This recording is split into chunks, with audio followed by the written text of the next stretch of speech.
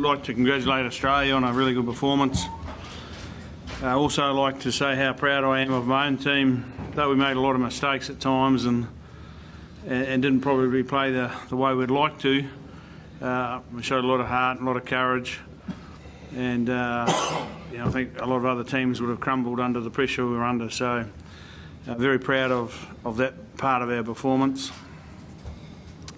When you're playing one of the best sides in the world with only 14 men for 20 minutes, it's hard work. So, as I said, very proud of that side of our performance.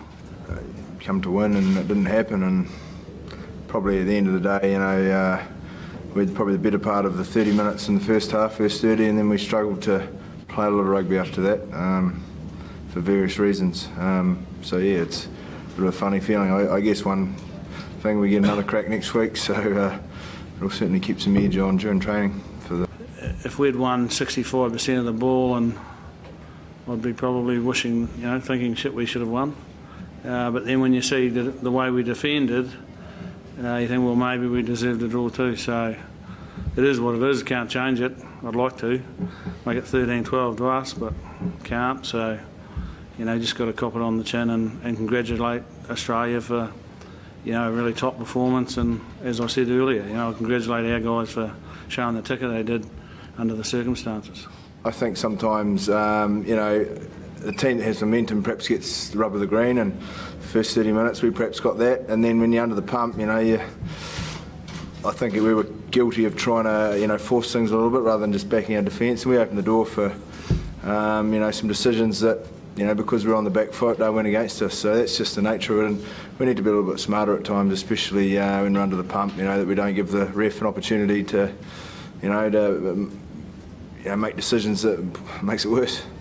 Australia have always been a genuine threat. Like if you're playing them at marbles, they're a genuine threat. Because they're like us. They love their sport, and they're tough. They're competitors, and like if you look over the last, how long have I been here? 8, 10, 11 years. There hasn't been too many easy games. Even on the scoreboard, if we've got away with it, they haven't been easy. They're tough games, and Auckland will be just the same. So we'll prepare accordingly and hopefully get the job done. I'm Gregor Paul from the New Zealand Herald, here talking rugby with Wyn Gray from the Herald Morning Wyn. How are you, Greg? I'm very well, thank you. Now then, Test match number 2, Eden Park. What are we going to see play out there, do you think? Well, I think we've wiped the slate clean from Sydney, haven't we? We've seen enough of that wet muck. We want some dry, top-of-the-ground rugby this weekend, where, if the All Blacks are to be believed, their game is far better suited to Test rugby and dominating the Wallabies. Well, let's ask you, is their game far better suited? Well, I have some reservations up front in general play in the forwards, where I don't think we have the greatest sting that we've had in the past. However, there are still elements of the game where these All Blacks dominate, and one should be the scrum. And perhaps they weren't allowed to by the referee, and a combination of the conditions and Wallaby tomfoolery, all that sort of stuff. But that was one area where they liked to get their game going, and it was denied them. We probably have to acknowledge the Wallabies in this. What's your assessment? What did you see from them that made you think, well, I can believe a bit more in this team? Well, I've seen a continuation of the work that the Waratahs and the Brumbies produced in Super Rugby, and the Wallabies under Ewan McKenzie seem to have gained a bit more confidence, a bit more clout up front. They brought in some new guys who are not weighed down by failure in the past. The player like Sam Carter, for example, that sort of new lock. Yep. And they've gone for it.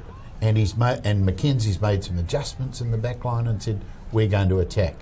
Now, whether that's going to work in Eden Park is another question, but they have made a step up, I think, without question, in their forward play. Well, you say that, and I'm tempted to agree with you, but the challenge in Rugby Championship and the challenge this week is they had a long time leading into that one game to focus at home, playing an All Black team, 6-day turnaround to get back up, coming to one of probably the toughest ground in world rugby to win a game at.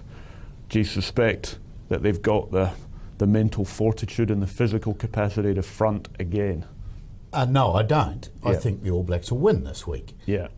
Because I think the Wallabies were playing towards optimum, and I thought the All Blacks were quite shoddy Yeah, they were. in a number of Yeah, they places. were. Therefore, according to my rugby mathematics, whatever it is, the All Blacks have got a lot more to gain this weekend, or a lot more to put into their game than the Wallabies have. Yeah. We're also going to see, inevitably, a couple of injury-enforced changes within the All Blacks. One of them will be Jerome Kino, I suspect. Whether he's past fit or not, I think they just won't play him because he's a bit sore, and Mata Nonu will arguably be the same. Let's look at Jerome not playing. What do you make of that? Well, I think that's a straightforward swap, isn't it? Liam Messam Yeah. will come in, I would think, rather than Luatua. I think Messam will come back. That would yeah. be my guess. On the evidence of Kino's production in Sydney, we won't lose an awful lot. Liam Messam, when he has played for the All Blacks in the last year or so, has come to grips, I think, with his test role far better. Yeah. So he knows that he's just got to do a certain job, and he goes and does it. And he's been very effective in that. Kino is a tremendous player and has been this year, but I think he did look a bit wounded in Sydney and perhaps didn't produce as I actually think he strongly as injured well. himself in the first Very minute. early. Yeah. And he was playing with one wing, which he still managed to clobber a few people. Yeah, he did, nonetheless. but he didn't bring the dominance that I No. thought he had against, for example, England. No, he didn't. And then I think out in the back line, well, you toss your coin, don't you? My preference, I would pick Malachi Fekitoa. At 12? Yes. Yeah, I think me he's too. been, I think if they're going to use like for like, he's like Nonu. He brings Yeah. that power, and the All Blacks like a mix of the power and Conrad Smith's silky skills. He'll come back, obviously, after paternity leave, and his ability to direct and be in Fekitoa's ear, I think, will be a great help to the young man. And I think he should start. Yeah, I think he will. Just finally, coming off a draw, you suspect, I do, that the All Blacks probably feel more disappointed about that than the Wallabies do. Well, they knew they weren't playing well, but they still didn't win a game they could have won. And that will be burning away at them, annoying the hell out of them. They'll be very pleased with things like the way they isolated Israel Folau, Yep. kept him out of the game. They've got to do that some more, have some more accurate kicking and not give him any room to move. They need to get some play, focusing, I think, on players like Beale and sort out his defence, those Yep. sort of things. But I don't know about you, but I see the All Blacks getting up for this.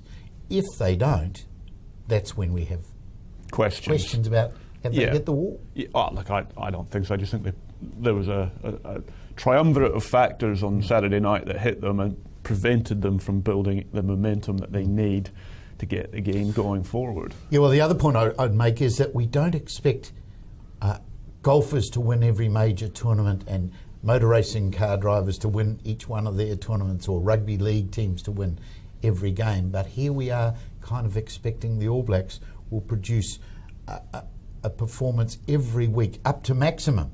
I don't think it's possible. You're going to have dips in performance. You will. And this was probably one of those. Yeah, I think they'll be hugely disappointed with that, because they have actually set themselves that challenge of not having those dips, because it is the greatest challenge in sport, isn't it, to go from there they were, they wiped England off the park in Hamilton in their last performance, and they don't want to then drop down and then come up and drop down. They want to try and keep it up there. It's a great challenge to have. It's not actually possible to do it. No team in the world could ever be able to do it. But I think the other thing that will annoy the hell out of them is that they've actually been held to a couple of stalemates against the Wallabies, who they don't rate as highly as the Springboks, probably.